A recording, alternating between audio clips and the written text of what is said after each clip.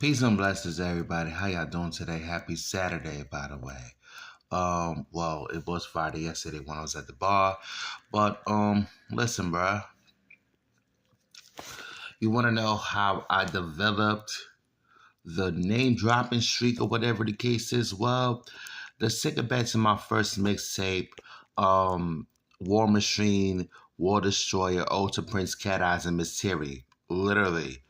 Because if it wasn't Prince Cat Eyez, it was Miss Teary, rest in power, that had me in molded into the rapper that I am. And if I've only seen Miss Teary once, I know one day I'm going to link with Prince Cat Eyez, even though he's at the other side of the nation. I just pray to God that happens, right?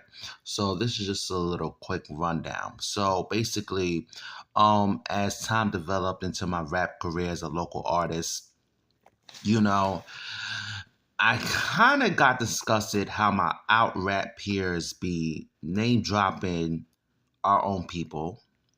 Um, and the frequent use of faggot this, faggot that, bottoms this, bottoms that. But I never heard them say nigga, let alone name drop a nigga, a DL nigga, a gangbanger, a homophobe, or anything aligning with that. Mind you, these are the hardened queens, the hardened, the hardened ass niggas in the camp or whatever the case is. Like, they're the first ones to shut it and cut it. However, it's like they're so hardened that then they never name dropped a homophobe. They never name dropped like a nigga giving them problems. And honestly, they just say, "Oh, I'll curse out a homophobe or a homophobe and suck my dick or whatever the case is." Bitch, bye. So I kind of got disgusted with the overuse of faggots and bottoms and this and this and that. Like, bruh, you know, a little Discovery Channel, right? Because my friend Rob is from Guyana. Don't you know in Guyana, the LGBT is actually well respected to the point that it is like taboo for LGBT to go against one another in Guyana. However, here we are in America, you know, I ain't gonna go there.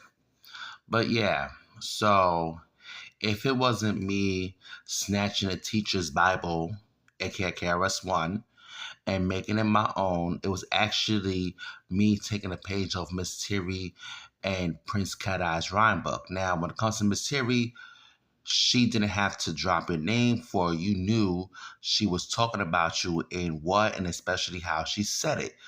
You knew she was talking about you. Now when it came to Prince Cat Eyez, like that's what also got me going and got me into this streak that I am, and I've been name dropping since, and it's not leaving anytime soon. So basically, yeah, like back in the 99 and 2000s when out rap was developing and when it got its name. And, niggas was basically coming out of prison. If it wasn't, Prince Cat Eyez and Miss Teary and the Pioneers, like getting the gumption due to the glory of God to bust a rhyme and let the world know we have shit to say. So Prince Cat Eyez was literally one of the very few back then. And you know what? Possibly still is to name drop hardened criminals. I'm talking about DL niggas, trade, gangbangers, all that, you name it. Okay? Because every time I hear my peers or heard my peers back then talking about faggot this, faggot that, bottom this, bottom that, or like they was trying to be the first Butch Queen hero. And again, Candy beat every last one of y'all bitter ones to it, you know?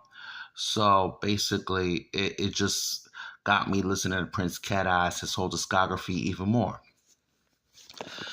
And that's how it developed. If it wasn't Miss Teary. Now, like I said, Miss Teary had an essence about her. You knew she was talking about you, especially how she said it.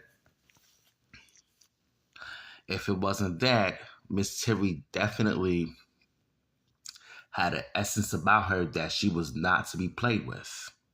So I actually learned from the great. Even way before my mixtape, I actually learned from the greatest, which will be Prince Cat Eyez and Miss Teary. So basically, which is why I've been lasting in this industry, if you will, for a decade plus as a local artist, as I brought the faith back in local artists due to the glory of God, and the reason why I gained respect. Um, the reason why I gained respect due to the glory of God is because number one, it's always gonna be how I carry myself. I'm not always going to be the one with my chest out. Never was. I think that's a little bit overrated, and that was never me. Second of all, I am not, nor would I ever be afraid to name drop your daddy and your OG at the same time, along with everything else attached to them. So that's how I gained my respect over the course of 10 years and ongoing in this rap game. And yes, I'm a local artist, and most staff said back then one of the best MCs was a local cat. Guess what? He was talking about me, and the fact that he wasn't expecting a fact, I wound up name dropping him as well because he was sort of trapped in the 80s, one of those Decepticons from Brooklyn. I don't even know how the fuck, yo, this nigga got all these fucking millions and he's still lanky as fuck. He looking like Israeli Jesus 40 days and 40 nights with no fucking food. Okay? That nigga needed to sell drugs more than me, bro. All right? See, I just did it already. So listen, I am not nobody's idol. I am an Indian amongst chiefs. And also, I'm 38, pushing 40. And even when I'm like 50 plus, like, please do not call me Unc. Please do not call me Grandpa, whatever the case is, because it's so easy to be Unc. It's so easy to be Grandpa. It's so easy to be all these things. However, nobody wants to be the neighborhood cousin, and I took that role. Okay? Your cousin is an Indian amongst chiefs. Your cousin is an S rank warrior surrounded by generals, no matter how old or young. Peace be to you and yours. Amen.